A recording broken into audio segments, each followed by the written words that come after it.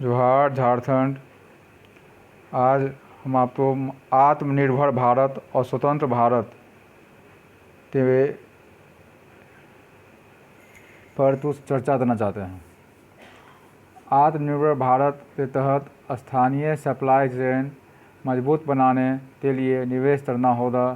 इसी से वैश्विक सप्लाई चेन में भारत की भागीदारी मजबूत होगी। ऐसे उत्पाद बनाने की ज़रूरत है जो मेड इन इंडिया और मेड फॉर द वर्ल्ड हो। परीक्षा की इस घड़ी में भारतीय उद्योगपति ग्रामीण भारत के साथ साझेदारी करें। देश को आत्मनिर्भर बनाने के लिए उच्च वृद्धि के रास्ते पर वापस लाने के लिए दृढ़ इच्छा शक्ति, समावेशन, निवेश, बुनियादी ढांचा और नवाचार को आत्मसात करने की आवश्यकता है। इन्हीं लक्ष्यों को ध्यान में रखकर प्रधानमंत्री श्री नरेंद्र मोदी ने आत्मनिर्भर पैकेज की घोषणा की। इस पैकेज में भारत के कुल सकल घरेलू उत्पाद का 10% है। 12 मई 2020 को कोरोना वायरस संबंध में एक आर्थिक पैकेज की घोषणा कर रहे थे। प्रधानमंत्री मोदी ने 20 लाख करोड़ रुपये का राहत पैकेज की घोषणा की। आत्मनिर्भर भारत अभियान के तहत सूक्ष्म, लघु और मध्यम उद्योग के कल्याण के लिए कुल 16 घोषणाएं की गई। आत्मनिर्भर भारत के निर्माण में वैश्वीकरण का बहिष्कार नहीं किया जाएगा, अपितु दुनिया के विकास में मदद की जाएगी। मिशन के 2 चरणों में लागू किया जाएगा। प्रथम चरण में चिकित्सा, वस्त्र, इलेक्ट्रॉनिक्स, प्लास्टिक, खिलौने जैसे क्षेत्रों को प्रोत्साहित किया जाएगा ताकि स्थानीय विनिर्माण और निर्यात को बढ़ावा दिया जा सके। द्वितीय चरण में रत्न एवं आभूषण, फार्मा, स्टील जैसे क्षेत्रों को प्रोत्साहित किया जाएगा। पैकेज का बहुत बड़ा हिस्सा ऋण के रूप में देने की योजना है। सरकार बैंकों को ऋण वापसी की गारंटी देगी। ऋण की रकम सरकार से नहीं, बैंक से जाएगी। आत्मनिर्भर भारत अभियान के 5 स्तंभ हैं। पहला, अर्थव्यवस्था। दूसरा, बुनियादी ढांचा। तीसरा, प्रौद्योगिकी। और चौथा, जनसांख्यिकी यानी डेमोग्राफी। और पाँचवा, मांग। आत्मनिर्भर भारत अभियान के तहत नई योजना प्रधानमंत्री मत्स्य संपदा योजना प्रारंभ की गई। इस योजना का मुख्य उद्देश्य मछली उत्पादन एवं उत्पादकता में गुणात्मक अभिवृद्धि, मत्स्यिकी प्रबंधन हेतु नवीनतम तकनीकी सहायता, आवश्यक आधारभूत संरचनाओं का विकास, आधुनिकीकरण एवं सुदृढ़ीकरण हेतु सहायता लाभों को उपलब्ध कराया जाता है।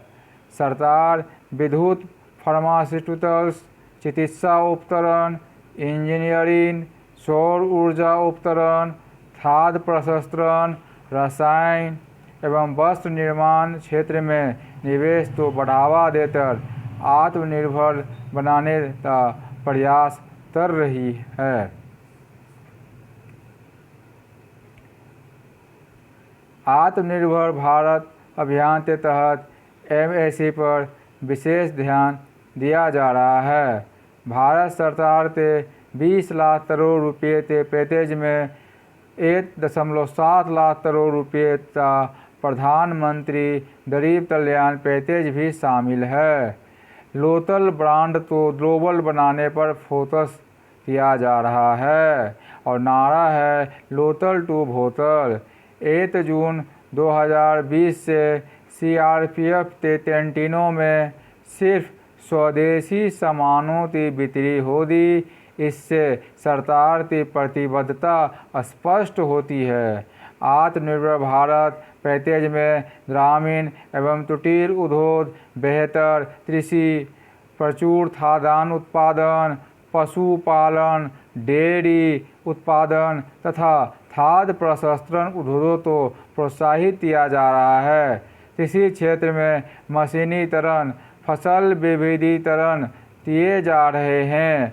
देश में जीडीपी में कृषि का योगदान करीब 17% है, लेकिन देश के 60% लोग खेती पर ही आश्रित हैं और वे बहुत कुछ आत्मनिर्भर जीवन जीते हैं। अप्रैल 2020 के अंत तक करीब 10 करोड़ टन खाद्यान्न का सुरक्षित भंडार है। इससे पता चलता है कि भारत अब खाद्यान्न और साग सब्जी का निर्यातक भी बन गया है। खेती किसानी के विकास के लिए आत्मनिर्भर भारत पैकेज के तहत 1.63 लाख करोड़ विदेशी बाजार तक किसान की पहुँच होगी। किसान की पहुँच विदेशी बाजार तक नीति प्रदान किया गया है। 1 लाख करोड़ रुपये का कृषि बुनियादी ढांचा विकास फंड से ग्रामीणों क्षेत्रों में कोल्ड स्टोरेज और फसल की उपज के बाद के लिए जरूरी सुविधाओं का निर्माण होगा। माइक्रो फूड एंटरप्राइजेज इकाइयों आधुनिकीकरण तथा उनके उत्पादों की ब्रांडिंग और मार्केटिंग के लिए 10,000 करोड़ रुपये की योजना लाई गई है।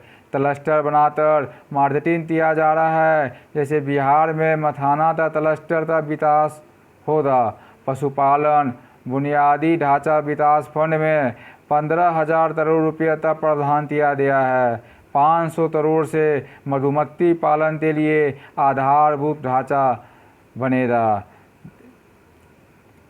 10 लाख हेक्टेयर में हर्बल खेती गंगा किनारे कॉरिडोर बनाकर की जाएगी। इस प्रकार भारत घरेलू उत्पाद बढ़ाकर आयात बिल को कम कर तथा निर्यात बिल बढ़ाकर आत्मनिर्भर भारत तथा स्वतंत्र भारत 2020 से 2022 तक में बन जाएगा।